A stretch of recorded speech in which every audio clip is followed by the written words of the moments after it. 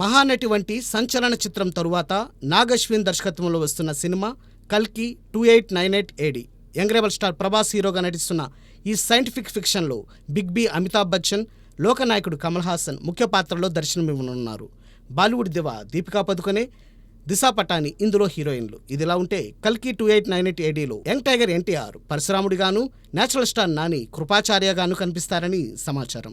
అంతేకాదు దుల్కర్ సల్మాన్, విజయ్ దేవరకొండ కూడా ప్రత్యేక పాత్రలో సందడి చేస్తారని బజ్. విశేషం ఏమిటంటే తారక్, నాని, దుల్కర్, విజయ్ ఈ నలుగురితోనూ కల్కి ప్రొడక్షన్ హౌస్ అయిన వైజయంత్ మూవీస్ గతంలో సినిమాలు నిర్మించి ఉండడం విశేషం. త్వరలోనే కల్కి 2898 ఏడీలో ఈ స్టార్స్ స్పెషల్ రోల్స్పై క్లారిటీ రానుంది. కాగా మే 9న కల్కి జనం ముందుకు రాబోతోంది. ప్రభాస్ చేతిలో ప్రస్తుతం కల్కి 2898 ఏడీతో పాటు రాజాసాబ్, సలార్ 2, స్పిరిట్ చిత్రాలున్నాయి. అలాగే సీతారామం దర్శకుడు హను రాఘవపూడి కాంబినేషన్లోనూ ప్రభాస్ ఓ మూవీ చేయబోతున్నారట.